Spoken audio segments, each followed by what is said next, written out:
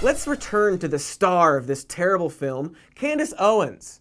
Record scratch, freeze frame. Yep, that's me. How did I get here? Well, Candace Owens grew up in Connecticut. During high school, her town's mayor's son and his shitty friends left her a bunch of racist, death-threaty voicemails.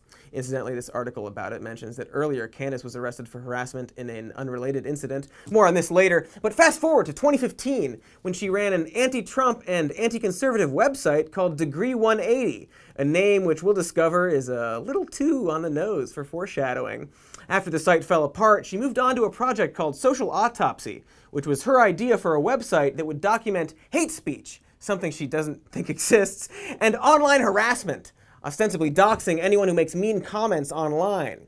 While perhaps well-intentioned, the website was panned by people from both sides of the political spectrum. A few months later, Candace came out as a conservative. Interesting, a real Degree 180 turn there. She claimed that her decision came after the liberal media lied about her website that nobody lied about, and everyone, not just liberals, told the truth about. There's a Breitbart article about it. And she said that a bunch of liberals posed as right-wing trolls tweeting racist stuff at her, because right-wing racist trolls are rare online. So now she's a conservative.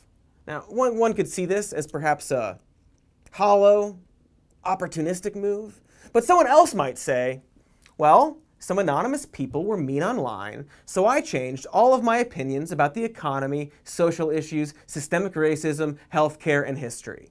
But whatever. She soon began releasing videos about how she doesn't care about white supremacy, Black Lives Matter is just a bunch of whiners, America isn't racist, things like that. And she was soon hired as the director for urban engagement for Turning Point USA, a conservative activist group with questionable finances and practices, as well as a history of racial bias.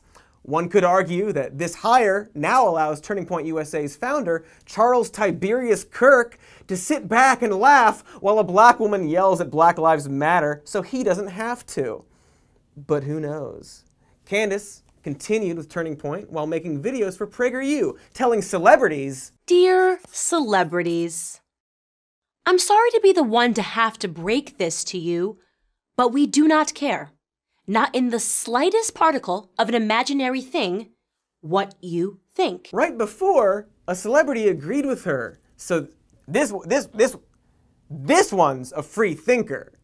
She also doesn't believe in climate change, despite admitting not knowing about it, and saying she doesn't trust Scientific American because it has .com in its name.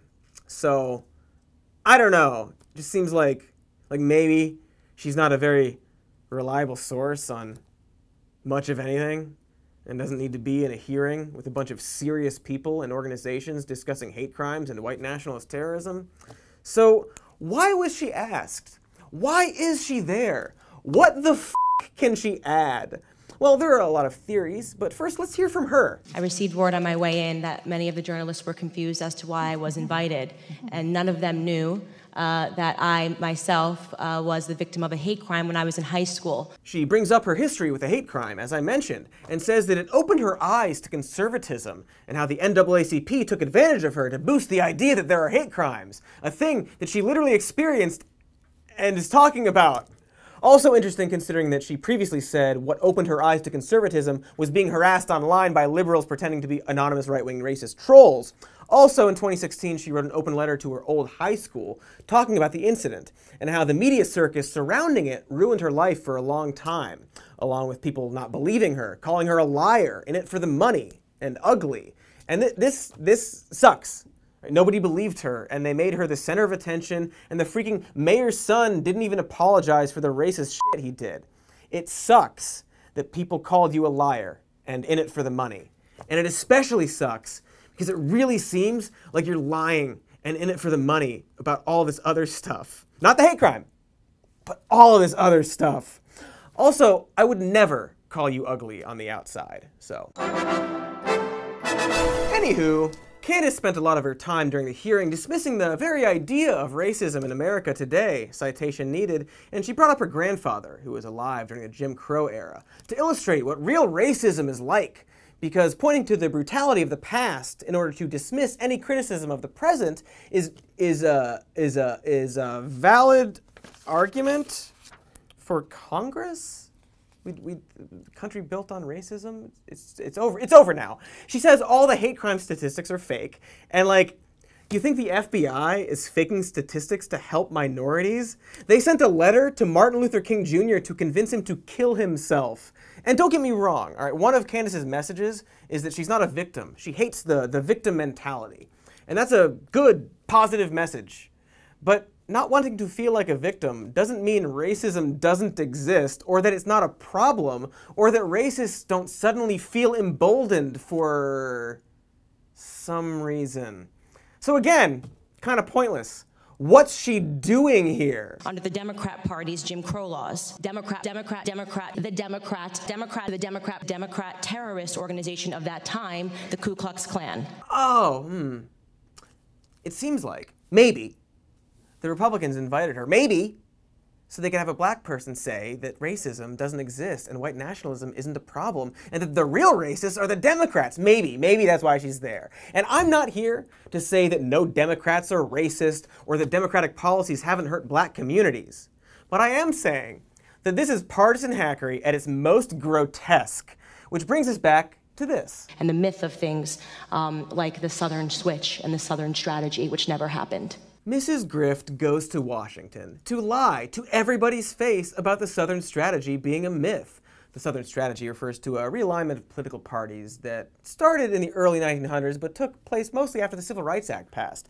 Republicans engaged in quiet racism to push away black people and court racist white people. This is well documented, and the idea that it's a myth has been thoroughly debunked by what most would call actual historians.